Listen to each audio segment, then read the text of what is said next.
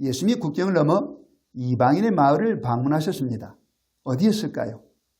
24절 말씀을 보시면 예수께서 일어나사 거기를 떠나 두로 지방으로 가서 한 집에 들어가 아무도 모르게 하시려 하나 숨길 수 없더라. 두로 지방이었습니다. 당시 두로는 예수님이 주로 사역하셨던 갈릴리 가버나움에서 북서쪽으로 약 60여 킬로 떨어진 지중해 연안의 항구 도시였습니다. 이 두로에는 오늘날 그리스 사람들의 조상인 헬라인들이 주로 모여 살던 이방인 도시였습니다. 바로 이 도시 인근의 한 지방을 예수님이 방문하셔서 어떤 집에 머무르셨습니다. 그런데 그 가까운 곳에 한 헬라인 여자도 살고 있었는데 그녀에게는 귀신 들린 어린 딸이 하나 있었습니다. 그 어린 딸은 그 어머니에게 있어서 인생의 무거운 짐이었을 것입니다. 생각해 보십시오. 어린 딸은 정상이 아니었습니다. 귀신이 들린 상태였습니다. 그 귀신으로 인해서 어린 딸은 수시로 헛소리를 해야 되고 또 비이성적인 기괴한 행동을 했을 것이 분명합니다. 어머니는 그 딸을 치료하기 위해서 물론 백방으로 노력했겠지요. 그러나 아무 변화가 없었습니다. 그 딸로 인해서 그 가정에는 평안이 없었고 기쁨이 사라졌을 것입니다. 그 딸을 바라볼 때마다 어미의 마음은 억장이 무너졌을 것입니다. 그런데 그녀의 가정에 기쁜 소식이 들렸습니다.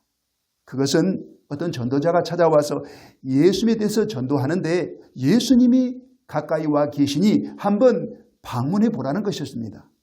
이 여인은 즉시 예수님을 찾아가서 발 아래 엎드려 간구합니다. 26절 말씀을 보시겠습니다. 그 여자는 헬라인이요 수로보니게 족속이라 자기 딸에게서 귀신 쫓아내주시기를 간구하거늘. 여인의 간청을 들으신 예수님이 여인의 소원을 이루어 주셨습니다. 그 결과 어떻게 되었을까요? 30절 말씀을 보시겠습니다. 여자가 집에 돌아가 본즉 아이가 침상에 누웠고 귀신이 나갔더라. 그녀가 귀가했을 때 예수님의 말씀처럼 그 딸에게서는 귀신이 떠나고 그 딸은 정상이 되어 있었습니다. 놀라운 기적이요 은혜였습니다. 그로 인해서 그동안 그녀를 짓눌러 오던 인생의 무거운 짐이 한꺼번에 다 사라졌을 것입니다. 그녀가 이 놀라운 복을 받게 된 한 가지 계기가 있었습니다. 어떤 계기였을까요? 29절 말씀을 보시겠습니다. 예수께서 이르시되 이 말을 하였으니 돌아가라 귀신이 내 딸에게서 나갔느니라. 이 말을 하였으니 바로 이것입니다. 여인이 예수님에게 건넨 말, 이것이 계기가 되어서 예수님의 마음이 너무너무 흡족해서 그녀의 소원을 이루어 주신 것입니다.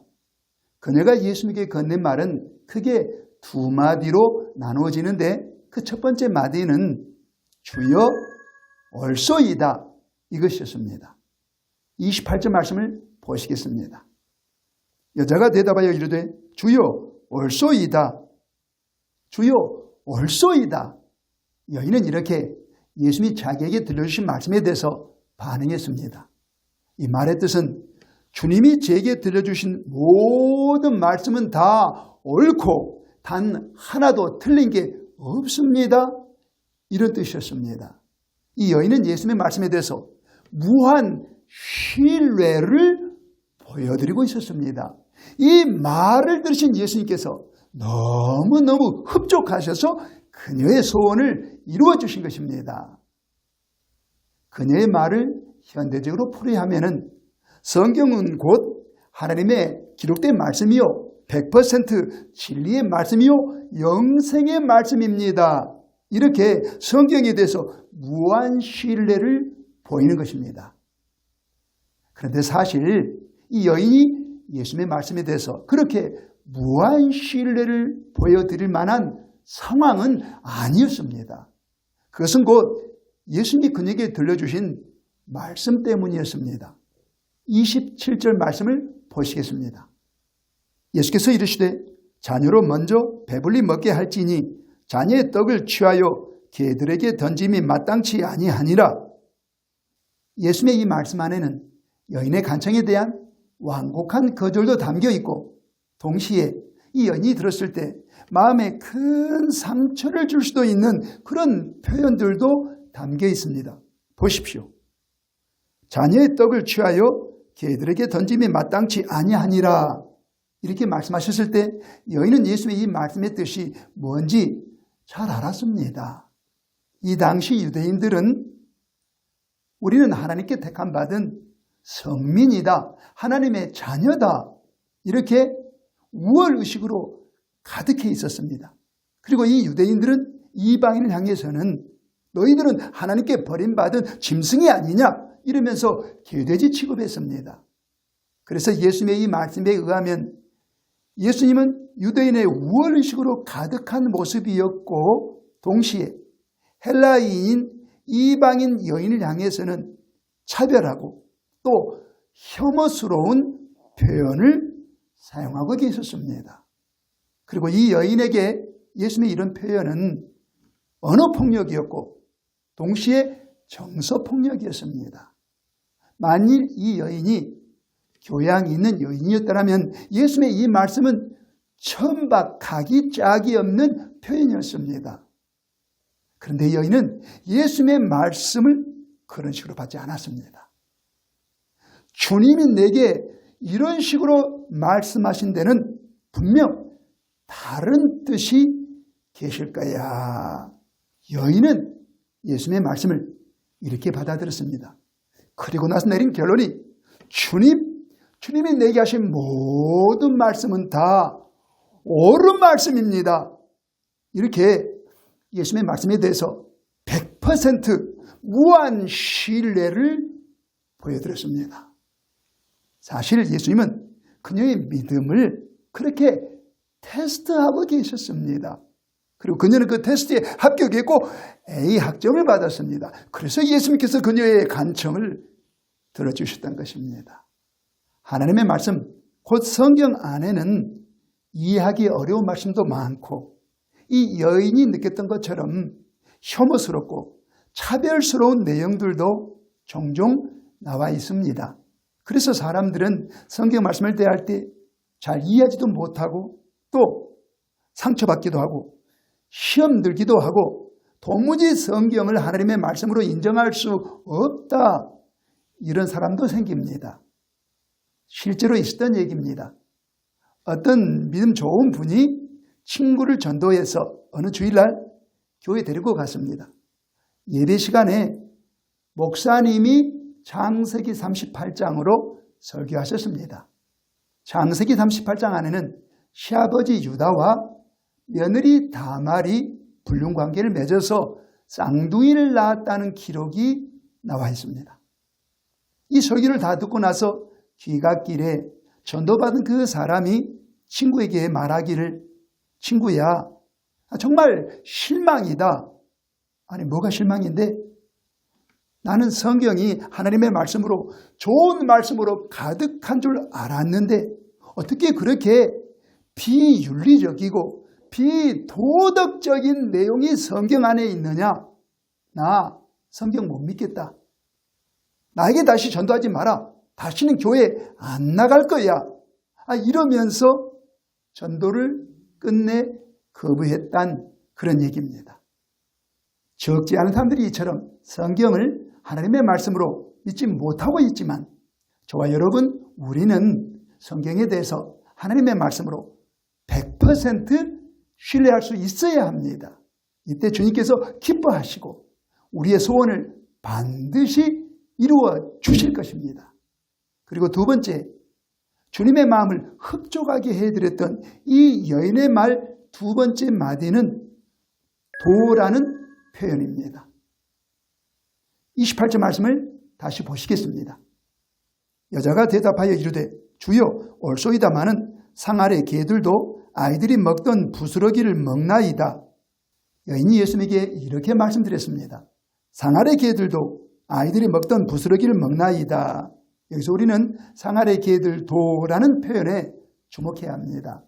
헬라 원어 성경에 의하면 개들도라고 이 도가 강조되어 있습니다. 그래서 이것을 좀 강조해서 표현해 보면 상아래 개들도 아이들이 먹던 부스러기를 먹고 살지 않습니까? 이런 표현입니다. 이걸 좀 더 쉽게 표현해 보면은 주님, 상아래 개들도 주인이 던져주는 빵 부스러기를 먹으면서 살지 않습니까? 개들의 생존은 주인의 자비에 달려있지 않습니까? 이와 같이 연약한 인생인 저도 하나님의 아들이신 주님의 자비에 힘입어 살아가야 할 존재가 아닙니까? 이처럼 예수님에 대해서, 하나님의 아들이신 예수님에 대해서 무한 겸손의 표현을 이 여인이 예수님에게 보여드린 것입니다. 예수님이 그녀의 마음을 읽으셨습니다. 그래서 너무 기뻐하셔서 그녀의 소원을 이루어주신 것이지요. 여러분, 우리 사람은 하나님 앞에는 참으로 연약한 존재입니다. 하나님의 자비와 긍휼이 정말로 필요한 존재입니다. 제가 전도사 시절 얘기입니다. 어느 날 인천에 계신 한 집사님 가정을 신방했는데 그 집안에 아들이 하나 있고 그 아들이 심한 아토피를 겪고 있었습니다. 그 상처를 보니까 아토피가 너무 심했고 밤에 자다가 깨어서 칼에서 막 긁기도 하고 그러다 보니까 수면을 제대로 취하지 못하고 집중력이 떨어지기도 하고 그리고 계속해서 상처를 긁다 보니 거기서 피가 나오고 진물이 나오고 또 그것이 아물게 되면 또 다시 긁게 되고 이러면서 피부가 거칠어지고 두터워진 상태였습니다. 게다가 피가 나고 진물이 나오면서 세균이나 바이러스에 감염되는 제2차 감염까지 일어나고 있었습니다. 그 부모님은 아이의 이 아토피를 치료하기 위해서 백방으로 노력했지만은 소용이 없었습니다. 그 모습 보니까 참으로 우리 사람은 하나님 앞에 보실 때 너무나 연약한 존재였습니다. 그런 존재가 하나님의 자비하심이 정말로 필요하지 않습니까? 하나님의 긍휼이 정말로 필요한 존재가 아닙니까? 여러분 자신을 한번 돌아보시기 바랍니다. 만일 여러분이 인간의 연약함을 느끼고 하나님의 자비하심이 정말 필요한 상황이라면 이 여인처럼 해보십시오. 이 여인처럼 예수님 앞에 나와 그 예수님의 십자가 앞에 꿇어 엎드려서 이렇게 고백하시기 바랍니다. 주님의 모든 말씀은 다 옳습니다. 나는 성경의 말씀을 하나님의 말씀으로 무한 신뢰합니다. 그리고 주님, 저의 겸손한 간구를 들으시고 응답해 주옵소서. 이렇게 간청하시고 기도해 보시기 바랍니다. 그러면 여러분, 하나님께서 반드시 여러분에게 자비를 베풀어 주실 것입니다. 놀라운 기적, 놀라운 은혜를 베풀어 주실 것입니다. 여러분의 인생의 그 무거운 짐을 반드시 벗겨 주실 것입니다. 우리 하나님은 그렇게 자비로우신 하나님이십니다.